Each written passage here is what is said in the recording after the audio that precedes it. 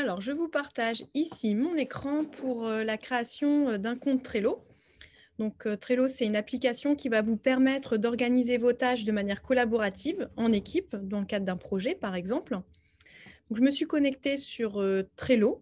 J'ai mis Trello dans mon moteur de recherche et puis j'ai mis créer un compte. Donc, j'ai rempli mon adresse mail, mon prénom, mon nom, un mot de passe et je vais valider pour m'inscrire.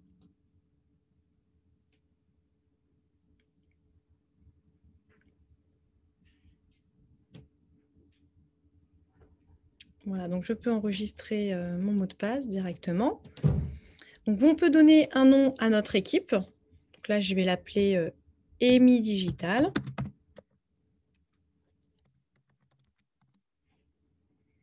Sélectionnez votre type d'équipe. Donc, nous, ça va être une petite entreprise.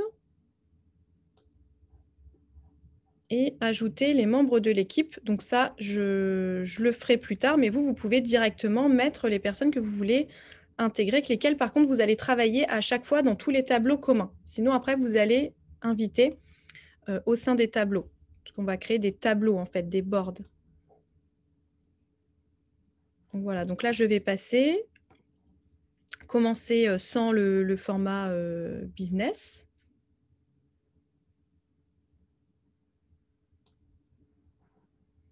Et c'est parti. Donc, je vous laisserai faire le tour du Trello, mais là, je vais vous amener directement vers la partie tableau, puisque ce qui va nous intéresser, donc soit vous cliquez directement ici sur tableau, sinon en haut à gauche, vous pouvez cliquer sur tableau. Et nous allons créer un nouveau tableau. Donc, j'ai cliqué sur tableau en haut à gauche, créer un nouveau tableau. Donc, ici, je vais ajouter le nom du tableau. Donc, par exemple, Design Sprint, parce que c'est pour un projet. Donc, Design Sprint DAX. Je peux choisir aussi de changer le fond, l'image de fond.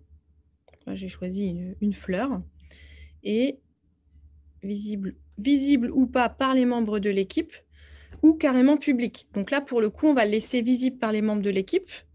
On ne va pas le rendre public. Et puis, je vais pouvoir inviter tous les membres de mon équipe directement dedans. Donc, je crée mon tableau.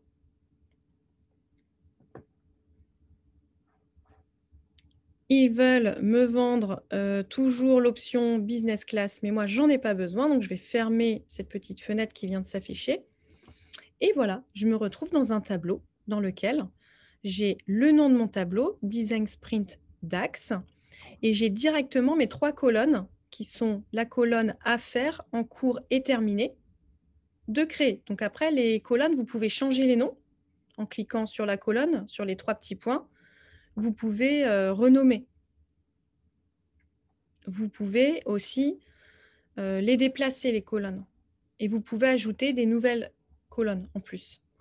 Donc là, nous, ça tombe très bien parce que c'est ce que je voulais vous montrer. Je voulais vous montrer des tableaux de tâches dans lesquels vous allez en fait pouvoir lister vos tâches, tout ce que vous avez à faire pour organiser un design sprint.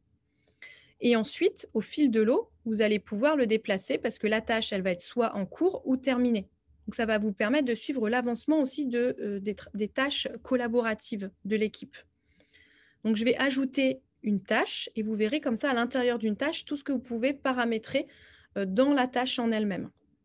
Donc, on va ajouter une tâche qui va être, par exemple, organiser le focus group. Donc, j'ai créé la tâche qui s'appelle organiser le focus group et maintenant, je vais cliquer sur la tâche. Donc, je ne clique pas sur le petit crayon, je clique directement sur la tâche. Et là, à l'intérieur de la tâche, je vais pouvoir ajouter beaucoup d'éléments. Je vais pouvoir paramétrer ma tâche. Déjà, premièrement, je vais pouvoir inviter, affecter à des membres de mon équipe. Alors, comme je n'ai pas intégré de personnes dans mon équipe, vous, si vous avez intégré des personnes dans votre équipe tout à l'heure quand j'ai créé le compte, vous allez inviter des personnes à rejoindre votre espace Trello. Et à l'intérieur, ici, quand vous cliquez sur membres, vous allez pouvoir affecter, vous cliquez sur les membres. Donc là, j'ai que Émilie Lefebvre. Donc, je vais affecter la tâche à Émilie Lefebvre. Voilà, donc le but ici, c'est de se dire telle tâche, on sait que telle personne, tel membre de l'équipe vont pouvoir participer à la réalisation de cette tâche. Donc ça, c'était pour la partie membre. Ensuite, vous allez pouvoir donner un descriptif. Par exemple, la date du focus group. On sait que ça sera le 26 mars matin. Le lieu, ça va être à distance. Le nombre de participants, par exemple, est là. Et vous allez pouvoir ajouter toutes les informations qui vous seront utiles. Donc là, je vais enregistrer la description de mon focus group. Ensuite, les différents membres de cette tâche vont pouvoir discuter autour de la tâche sous forme de discussion ici. Par exemple,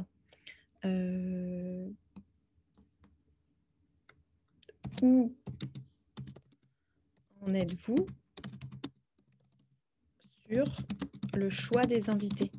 Parce que, par exemple, on ne sait pas encore toutes les personnes qui vont être invitées et on pose une question. Voilà, enregistrer. Donc là, tous les membres qui vont être affectés à la tâche vont être notifiés, vont recevoir cette question et ils vont pouvoir répondre dans cette discussion qui est vraiment une discussion en lien avec la tâche. Donc, nous avons identifié 6 participants qui sont XXXXX. Voilà. Enregistrés. Donc voilà, on va pouvoir créer de la discussion. Donc là, je crée une discussion avec moi-même, puisque je ne me suis invitée que moi sur la tâche. Mais là, vraiment, l'idée, c'est de pouvoir travailler de manière collaborative et d'échanger. Ça évitera d'envoyer des SMS ou de s'appeler, peut-être juste pour poser une petite question, ou d'envoyer des mails et de polluer votre boîte mail. Ça veut dire que là, vous allez vraiment pouvoir avoir une discussion structurée et retrouver aussi les différents échanges après en cliquant dans la tâche. Donc ça, c'est un point super positif pour le travail en équipe. Donc, je vous ai mis les membres, affecter des membres à une tâche, une description. On peut discuter autour, donc créer de l'activité. Au niveau de la description, vous pouvez même ajouter un visuel, si vous voulez ajouter un visuel dans une tâche. Un schéma, un dessin, un croquis que vous avez fait, vous pourrez aussi l'ajouter directement en cliquant sur pièce jointe, par exemple. Donc, je peux télécharger une image sur mon bureau, de mon Google Drive, directement de Trello ou voilà, dans mon ordinateur. Donc là, je ne vais pas le faire pour le coup, mais je vous ai montré la manip pour intégrer une pièce jointe. Donc, on a vu pour la tâche, affecter des membres. Alors, ce qui est aussi super pratique, c'est d'affecter des étiquettes. Donc là, par exemple, on va avoir des tâches qui vont être en lien, je vous dirais, avec l'aspect... après, c'est à vous de classifier, mais là, on pourrait avoir l'aspect, toutes les phases qui sont en lien avec soit les différentes étapes du design sprint, donc on pourrait avoir toutes les étapes en lien avec la phase d'immersion, toutes les étapes en lien avec la phase de définition d'une problématique, d'idéation, de prototypage et test. Ou alors, on peut se dire, bon, c'est des tâches plutôt en lien avec de la logistique, de la communication, en fait, par pôle. Donc là, moi, je vais décider de le faire par type, par étape. Donc là, je vais rajouter cette couleur qui représente la couleur de l'immersion dans la plupart de mes formations. Donc, je vais l'appeler immersion, parce qu'on est en phase d'immersion. Et donc, j'ai créé un label. Et je l'ai directement affecté à la tâche.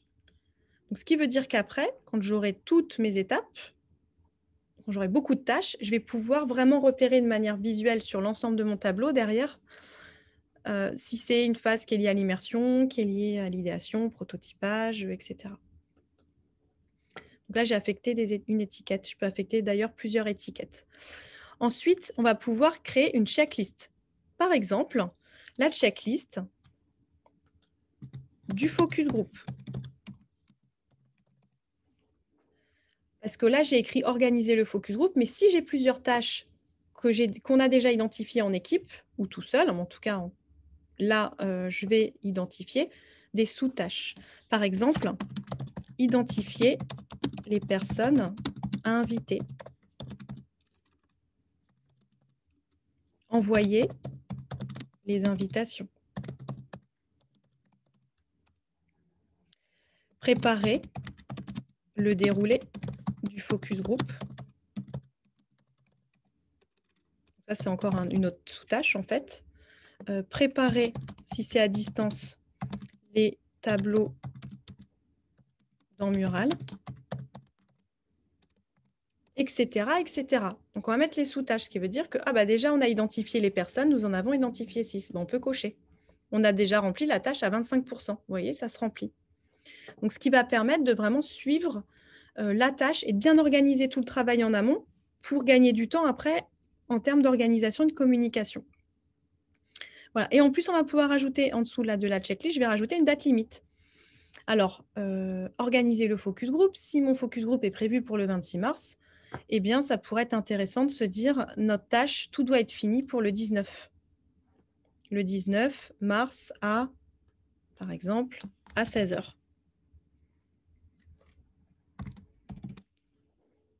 Et je vais pouvoir aussi, moi, recevoir une notification puisque j'ai renseigné mon adresse email en me connectant au compte. Donc, ce qui veut dire que je vais recevoir sur mon mail des notifications.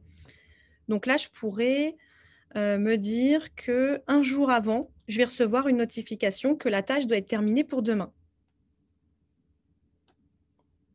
Voilà, je ne sais pas si vous avez vu, il y avait aussi un début de tâche qu'on pouvait paramétrer. Voilà, voilà. Et on peut rajouter aussi une image de couverture pour la tâche. Vous pouvez après archiver, partager, etc. Mais vraiment, là, on va s'arrêter ici. C'est déjà vraiment très bien d'avoir complété la tâche de cette manière-là. Donc, avec un titre, des membres, une étiquette, une date limite, un descriptif, donc de l'information en lien avec la tâche, une checklist avec un taux d'avancée qui va pouvoir se mettre à jour dès que vous cochez une partie de la tâche, et puis un espace de discussion. Donc, je referme ma tâche. Et voilà, ici, j'ai une tâche à faire. Donc là, par exemple, on peut considérer qu'elle est déjà en cours, donc on va la mettre en cours. Et ça va permettre d'organiser, de voir visuellement toutes les tâches. Alors quand l'organisation sera terminée, on pourra la mettre dans terminer. Et voilà, l'équipe va avancer les tâches au fil de l'eau, en temps réel, puisque c'est une plateforme en ligne. Et ça va vous permettre de pouvoir avoir une fluidité dans l'organisation, de rien oublier, de bien vous organiser et surtout d'avoir une visibilité en temps réel de qui fait quoi. Voilà, donc j'espère que cette présentation vous a été utile. N'hésitez pas ensuite à naviguer, d'aller voir aussi ce qui va se passer sur l'accueil. Au niveau de l'accueil, vous allez retrouver les différents projets en cours, vous allez retrouver aussi l'activité qui s'est passée sur vos tableaux.